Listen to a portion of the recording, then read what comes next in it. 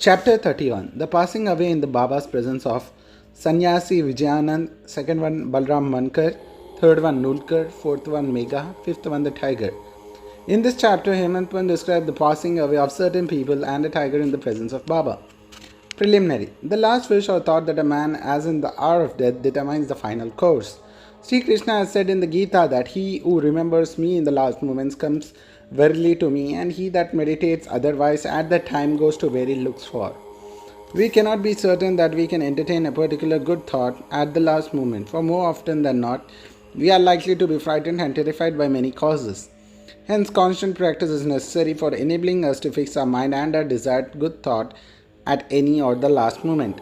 All saints therefore recommend us to always remember God and chant His name always, so that we may not be puzzled when the time for departure comes. The devotees on their part surrendered themselves completely to the saints, fully believing that the all-knowing saints would guide and help them in their last moments. A few such cases will be noted here.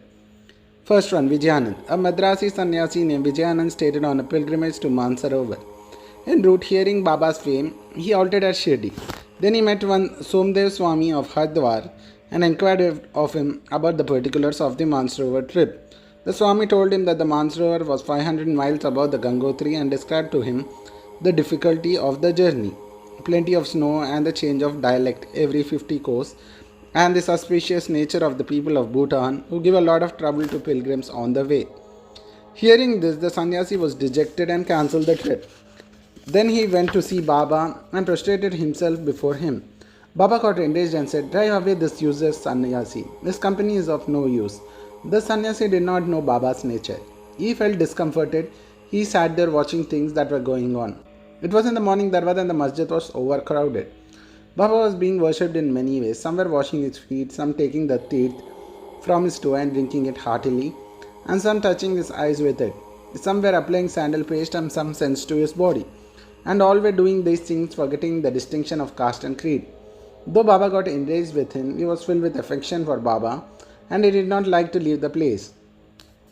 He stayed in Shirdi for 2 days when he got a letter from Madras stating that his mother was very ill. He felt very dejected and wanted to be by her mother's side, but he could not leave without Baba's permission. So he saw Baba with the letter in his hand and asked for the permission to return home. The omniscient Baba, knowing the future, said to him, "If you so loved your mother, why did you take sannyasi? Fondness or attachment becomes an Oshe grab. Go and sit quietly in your lodging. Be patient for a few days. In the Vada there are many robbers. Bolt your doors, be vigilant. The thieves will carry everything. Wealth and prosperity are transient and the body is subjected to decay and death. Knowing this, do your duty, leaving all the attachment of the things in this world.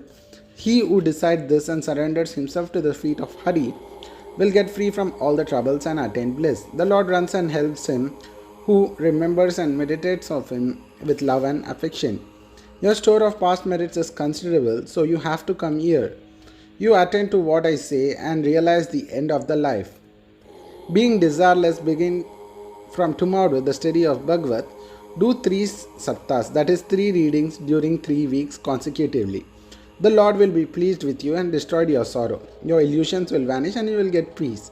Seeing that his end was approaching, Baba prescribed that remedy and made him read Ram Vijaya, which pleases Yama, the god of death. Next morning, after bathing and taking purified rite, he commenced to read Bhagavat in a secluded place in the Lendi garden. He completed 2 readings and thereafter felt much exhausted. He returned to the Vada and stayed in his lodging for 2 days, and on the 3rd day he breathed his last on Fakir, that is Bade Baba's lap.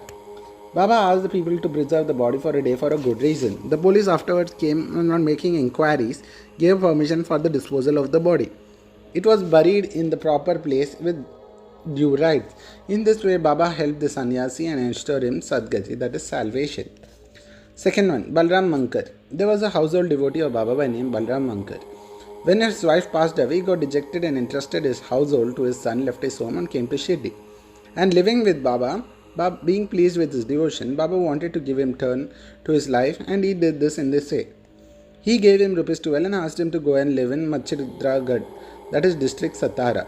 Mankar was first unwilling to go and stay away from Baba, but Baba convinced him that he was giving the best course for him and asked him to practice meditation thrice a day on the God. Believing in Baba's words, Mankar came to Gad He was much pleased with the lovely sight, pure water, healthy air, and surroundings of the place, and began to practice assiduously the meditations as recommended by Baba.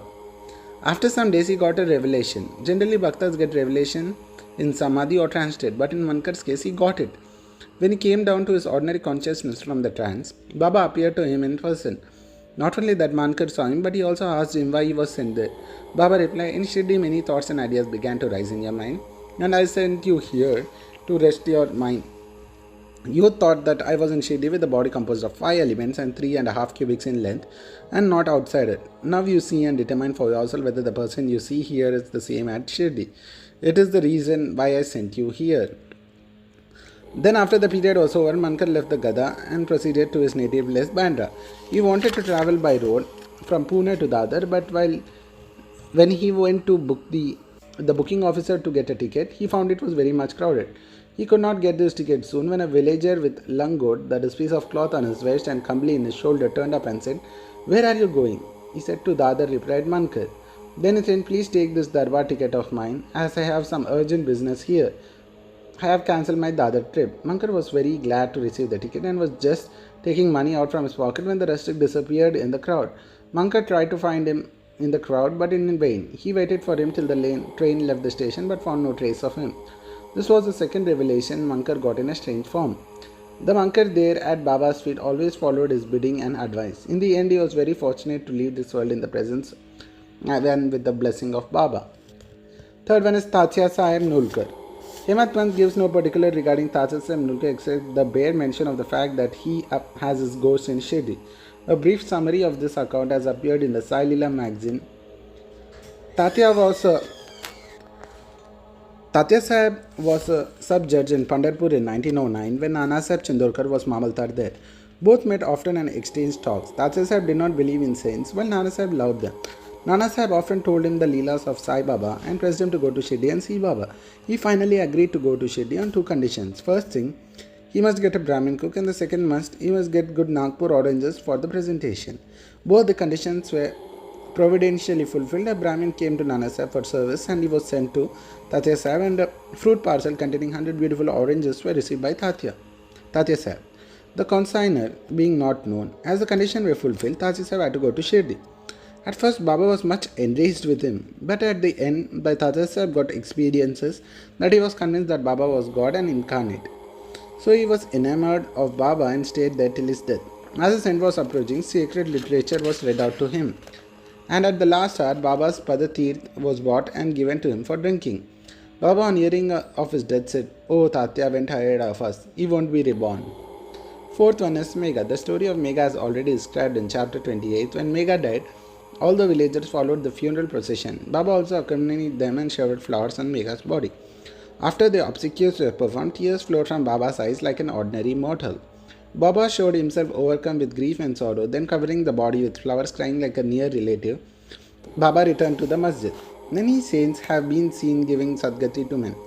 But Baba's greatness is unique. Even as a cruel animal like a tiger came to Baba's feet for being saved, in the story will be narrated now. Fifth one is Tiger. 7 days before Baba passed away, a wonderful incident occurred in Shirdi. There came a country cart and stopped in front of masjid. A tiger was on the cart, fastened with iron chains, with his fierce face turned to the rear. It was suffering from some kind of pain or agony. Its keepers, that is the 3 Devarshis, were taking him from place to place and making money by exhibiting it. It was the means of their subsistence. They tried all sorts of remedies to cure it from malady it was suffering from, but all in vain. Then they heard of Baba's fame and came to him with the animal. They got it down from the chains in their hands and made it stand at the door. It was naturally fierce, besides disease-ridden, so it was restless. The raven began to look with fear and amazement. The Devarshis went in, told Baba everything about the animal, and asked his consent before it was brought before him. As it approached and stepped, it taken back on account of the lustre of Baba and hung its head down. When both saw each other, the tiger got on the step, looked at Baba with affection. Immediately, it moved the tuft of the tail and dashed it thrice against the ground, and then fell down senseless. On seeing it dead, the Devarshis were first much dejected and full of sorrow, but on mature thought they came to the senses. They considered that the animal was deceased and nearing its end. It was very mysterious on its part that it should meet at the feet and the presence of Baba. It was the debitor, and when the debt was paid off, it was free and met it at the end of Sai's feet. When any creature bows down their head at Saint's feet and meets death, they are saved, and unless they have got a good store of merit on their account, how could they get such an happy ending? Bow to Sri Sai, peace be to all.